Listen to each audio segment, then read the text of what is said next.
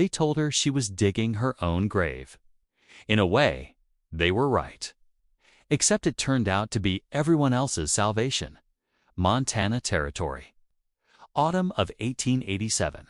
The first time Eleanor Marsh struck her pickaxe into the hillside behind the abandoned mining claim, her neighbor rode up and watched in silence before finally speaking. "There's no gold on that hill," he said. "Prospectors checked it years ago." Eleanor didn't stop swinging. "I'm not looking for gold." "Then what are you doing?" "Building a home." He laughed, sharp and dismissive. "You've already got a cabin. 4 walls, a roof, a fireplace. What more does a woman need?" She paused and wiped sweat from her brow. "Last winter, I burned every stick of furniture I owned to stay alive. I still woke up with ice in my hair. This winter, I'll sleep warm. Underground." He shook his head, already done with the conversation.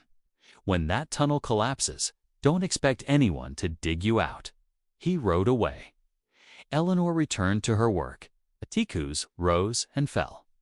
Her dog lay nearby, tail brushing fallen leaves, waiting.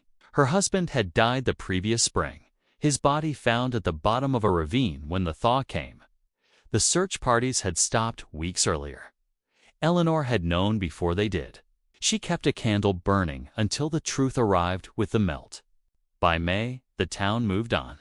Eleanor was left with a leaking cabin, a grieving dog, and land no one wanted. She could have sold it. She could have gone to town and lived sensibly. She was tired of being sensible. She had grown up in a mining family. Overseas, listening to stories of chambers carved from earth places untouched by storms, steady and warm year-round. She remembered the comfort of those spaces, the quiet weight of soil above her head. The surface world was unpredictable. The underground was stable. She spent the summer preparing, studying the hillside, reading what few books the territorial library held, questioning old prospectors over shared drinks. When the leaves turned, she began to dig. The work was brutal. Roots fought her. Stones refused to move. Her hands blistered, split, healed, and split again. By the end of the first week, the hillside bore a shallow scar. People noticed. They stopped to warn her. It would flood. It would collapse. She'd hit rock and give up. Eleanor listened. She thanked them. She kept digging. The soil changed to dense clay that held its shape. This was what she'd been searching for. She shaped the tunnel carefully now, angling the entrance so water would drain outward. She carved the main chamber wide enough to stand, tall enough to breathe. She bartered for timber and built a frame posts and beams fitted precisely. Mistakes corrected immediately. One early beam split and dropped before the others caught it. She replaced it that day, hands shaking, knowing one weakness could end everything between the logs. She packed clay mixed with straw, creating walls that dried hard and smooth. By the third week, she had a tunnel that felt less like a hole and more like a shelter. October brought frost. It also brought change. Livestock froze in pastures. Root cellars flooded. Wells turned brackish. Eleanor's tunnel stayed dry. She built a small fireplace against the back wall and an angled chimney that rose through the hillside, venting smoke while blocking snow. The warmth held the man who had mocked her returned, lantern in hand. He ducked inside, silent for a long moment. "Good Lord," he said when he emerged. "It's warm." "It's physics," Eleanor replied. He nodded slowly, something like respect settling in.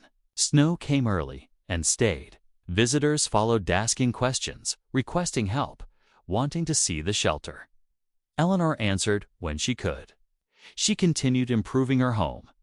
Plank flooring, shelves, rugs woven from scraps. Her dog claimed a spot beside the fire. On the winter solstice, she moved in. The blizzard came in January. It howled for days, a sound like tearing metal. Eleanor experienced it only as pressure, as noise above her head. The thermometer outside dropped past 40 below. Inside, the air remained steady. She read. She cooked. She waited. On the third day, she heard something other than wind. A voice, thin, desperate. She opened the door onto 3 figures, coated in ice, 2 adults and a child clutched between them. She pulled them inside and slammed the door against the cold that tried to follow. Blankets, hot water, broth. The child's eyes opened. Alive, they spoke hours later. Their roof had torn away. They had run toward the only smoke they could see. More came, a young man lost from a search party. An old prospector who followed the chimney plume through whiteout. A woman with an infant whose fire had died. 9 people crowded the shelter. They slept in shifts. They rationed food. The fire never went out. The storm broke on the 4th morning. The world outside was buried, reshaped into frozen drifts, taller than houses. Many had not survived. In the weeks that followed, the story spread. The widow who dug into a hillside had saved lives. Strangers came to learn. Eleanor taught them.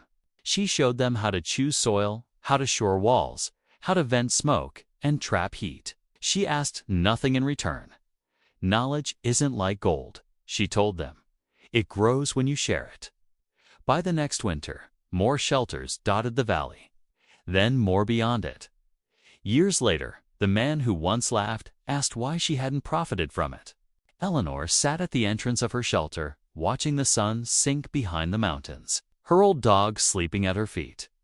"I'm already rich," she said. She lived there the rest of her life. When she died, she was buried beside the dog who had watched her dig the first hole.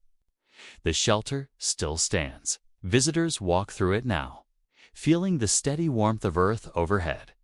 They remember the woman who kept digging when everyone told her to stop.